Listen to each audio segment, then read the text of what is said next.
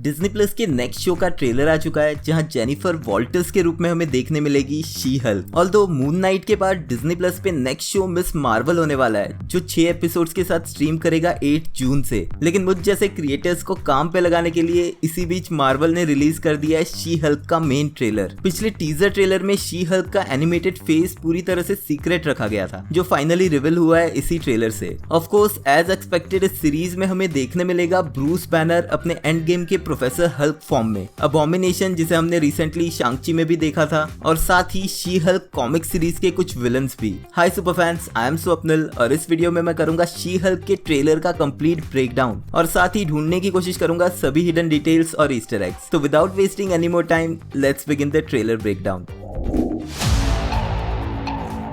Being a superhero is a trial by fire. Who's gonna protect the world if not people like you?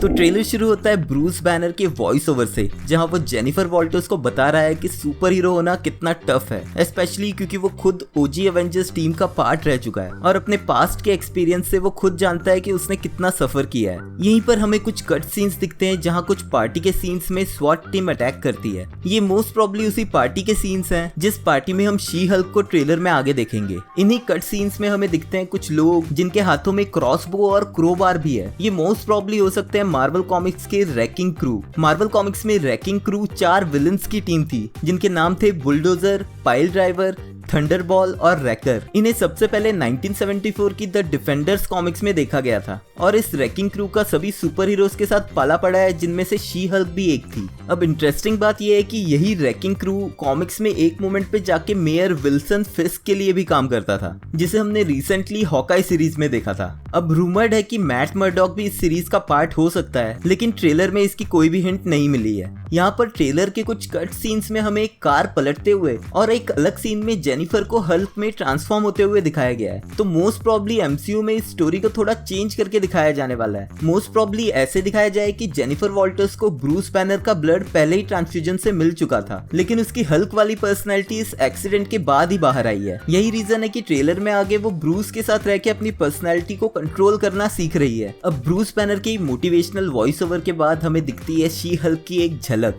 जिसके immediately बाद हमें दिखता है Marvel studios का लोगो जो ट्रांसफॉर्म हो जाता है हल्क के ग्रीन कलर में। देखते हैं आगे का trailer. I'm Jennifer Walters. I'm a lawyer. I have great friends. Can we get some shots, please? It's an emergency. A demanding job. We just started a superhuman law division, and I want you to be the face of it. अब हमें दिखती है Jennifer Walter's उसके human form में। Marvel comics से हम Jennifer Walter's को already जानते हैं ब्रूस बैनर की कजन के रूप में। जेनिफर वॉल्टर्स एक लॉयर थी जिसके मर्डर अटेम्प्ट के बाद उसकी जान बचाने के लिए ब्रूस बैनर ने उसे अपना खून दिया और उसके ब्लड ट्रांसफ्यूजन की वजह से वो बन गई शी हल्क। यानी कि शी हल्क की पावर्स मैच करती है हल्क की पावर्स से ही जो उसे सुपर स्ट्रॉन्ग बनाती है, बट साथ ही वो अपनी हल्क की पर्सनैलिटी को कंट्रोल भी कर सकती है और अपना इंटेलिजेंस भी प्रॉपरली यूज कर सकती है। कॉमिक्स में शी हल्क कई सुपर हीरोज के लिए केस लड़ते हुए दिखी थी और यहाँ भी कुछ ऐसा ही दिखाया जाता है जब वो सुपर ह्यूमन लॉ डिवीजन के लॉयर के रूप में सिलेक्ट होती है। एक और सीन में हमें GLKH लिखा दिखता है पीछे की स्क्रीन पे। कॉमिक्स में इसका फुल फॉर्म है गुडमैन, लीबर, कर्ट्सबर्ग और हॉलीवे। यहाँ जो उसे ये न्यूज देता है वो मार्वल कॉमिक्स में ही दिखा होल्डन हॉलीवे है और बाकी तीनों नाम रेफरेंस है मार्वल कॉमिक्स के 3 बहुत इंपॉर्टेंट लोगों के। गुडमैन रेफरेंस है मार्टिन गुडमैन का जो मार्वल का पब्लिशर था। स्टैन ली के नाम से बना है लीबर और जैक किर्बी से बना है कर्ट्सबर्ग। अब इसी सुपर ह्यूमन लॉ डिवीजन के लिए काम करते हुए जेनिफर पहुंचती है एक सिक्योर्ड लोकेशन पे।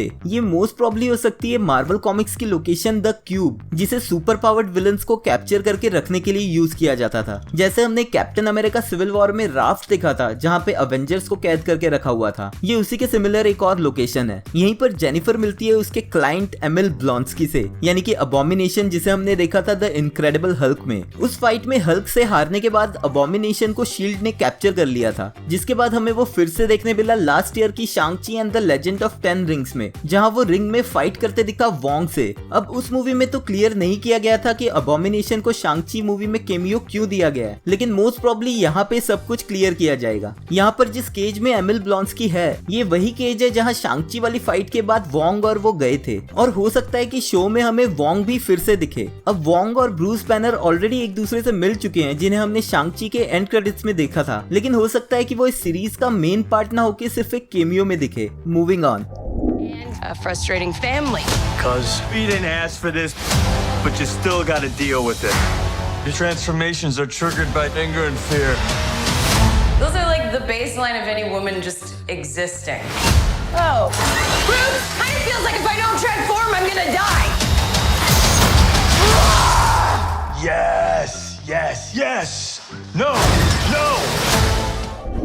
अब जेनिफर बात करती है अपनी फैमिली के बारे में, जहां हमें दिखता है स्मार्ट हल्क। ब्रूस बैनर के इसी स्मार्ट हल्क को हमने अवेंजर्स एंड गेम में फर्स्ट टाइम देखा था, जहां ये क्लियर नहीं किया गया था कि ब्रूस बैनर ने ये फॉर्म कैसे अचीव किया। अब नोटिसेबल बात है कि यहाँ पर हल्क का हाथ हील हो चुका है, जो अवेंजर्स एंड गेम के टाइम डैमेज हुआ था, लेकिन शांग-ची के एंड क्रेडिट्स में हमने ब्रूस बैनर के हाथ को स्लिंग में देखा था। तो क्या इसका मतलब ये है कि ब्रूस बैनर का हाथ अभी भी डैमेज्ड है, लेकिन हल्क का हाथ हील हो चुका है? या फिर हो सकता है कि ये शो उस टाइम पे बेस्ड हो जब स्नैप के बाद 5 साल के लिए आधी दुनिया डस्ट हो गई थी। अब वो दोनों ही एक बीच साइड लोकेशन पे हैं, जो मोस्ट प्रोबब्ली हल्क का हाइड आउट है। यहीं पर हमें उसका घर और लैब भी दिखती है। इसी लैब में हल्क जेनिफर को अपनी पावर्स कंट्रोल करना और उन्हें यूज करना सिखा रहा है, जहां उसके ये कहने पे कि हल्क बनने के लिए उसे एंगर और फियर इमोशन जनरेट करने पड़ेंगे। जेनिफर उसे जवाब देती है कि ये फीलिंग्स एक औरत हमेशा फील करती है, जो एक डायरेक्ट टेक है सोसाइटल इश्यूज पे। लेकिन इनडायरेक्टली जेनिफर यहाँ पर हल्क का एक डायलॉग रिपीट कर रही है, जिसके हिसाब से वो हमेशा एंग्री रहता है। अब जिस कैबिन में वो ट्रांसफॉर्म होती है, वो मशीनरी सिमिलर दिखती है अवेंजर्स एंड गेम में यूज्ड हुई मशीनरी के। इसके अलावा एक और सीन में हल्क और जेनिफर योगा करते हुए दिखते हैं, जो शायद हल्क की टेक्निक है खुद को काम रखने की, और यही सेम चीज हमने पिछले ब्रूस बैनर को भी करते देखी थी। देखते हैं आगे का ट्रेलर।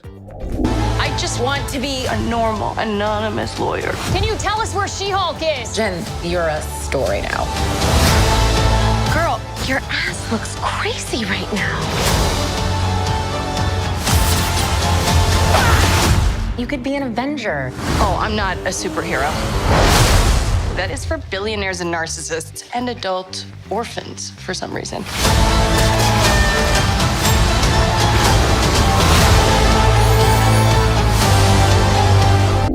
अब अगले कुछ सीन्स में बहुत सारी चीजें होती है। पहले तो हम देखते हैं जेनिफर को, जो रैंडमली शी हल्क में ट्रांसफॉर्म होने की वजह से अपने नॉर्मल लाइफ नहीं जी पा रही है, और जिस तरह का बॉक्स उसकी बेड पे हमें दिखता है, जिसमें शायद उसके ऑफिस का सामान है, तो हो सकता है कि उसे उसकी जॉब से भी निकाल दिया गया है। हम उसे उसके अपार्टमेंट में एक सेल्फी लेते हुए भी देखते हैं, जो शायद वही सेल्फी है जो अपनी डेटिंग ऐप पे वो एज प्रोफाइल पिक यूज करने वाली है। लेकिन धीरे धीरे वो अपनी इस पर्सनैलिटी को अडेप्ट करते हुए दिखती है, जहाँ उसकी कुछ फ्रेंड्स उसकी फिगर को कॉम्प्लीमेंट भी करती हैं। इन्हीं सब सीन्स के बीच एक सीन में हम उसे हल्क आउट होते हुए दिखते हैं स्ट्रीट पे, जहां वो अपने अटैकर को पटक देती है। अगर ध्यान से देखें तो इस अटैकर के शूज और हेलमेट पे एक गोल्डन शाइन है। इसी तरह का गोल्डन शाइन हमें इस सीरीज की मेन विलन टिटानिया के कपड़ों पे भी दिखता है। टिटानिया मार्वल कॉमिक्स की 1984 की सीक्रेट वॉर्स सीरीज में इंट्रोड्यूस हुई थी। ये कैरेक्टर है मैरी मैकफेरन, जो लाइफ लॉन्ग बुली होती रही, लेकिन जब वो डॉक्टर डूम से मिली, जिसे सुपर सोल्जर्स के साथ फाइट करने के लिए सोल्जर्स चाहिए थे, तो उसने सुपर पावर्स लेके उसकी टीम ज्वाइन कर ली, जिसके बाद वो बन गई द माइटी टिटानिया। टिटानिया की पावर्स भी सुपर ह्यूमन स्ट्रेंथ और स्टेमिना है, जो मैच करता है शी हल्क की पावर्स से।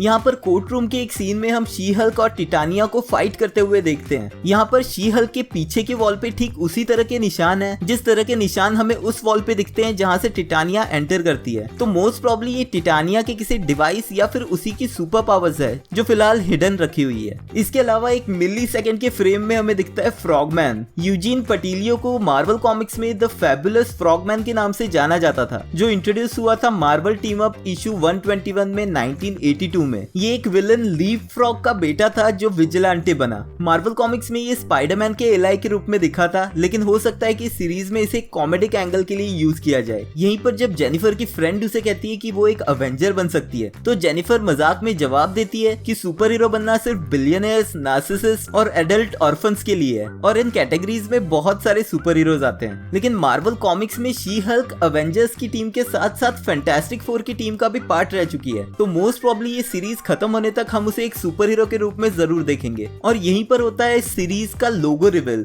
जिसके नीचे हमें लिखा दिखता है अटॉर्नी एट लॉ, जो शायद हाईलाइट करता है इस सुपर हीरो को जो क्राइम से फाइट स्ट्रीट पे नहीं कोर्ट में करने वाली है। देखते हैं लास्ट के सीन।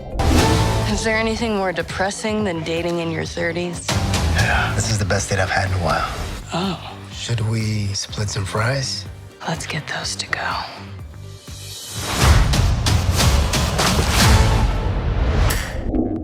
अब हमें शी हल्क दिखती है एक डेटिंग ऐप पे राइट स्वाइप करते हुए, जिसके बाद वो कुछ डेट्स पे भी जाती है और शायद इन्हीं में से कोई एक उसे पसंद भी आता है। इन्हीं में से एक पर्सन है डेविड ओटुंगा, जो कि एक प्रोफेशनल रेसलर है, लेकिन रेसलर होने से पहले वो एक लॉयर भी थे।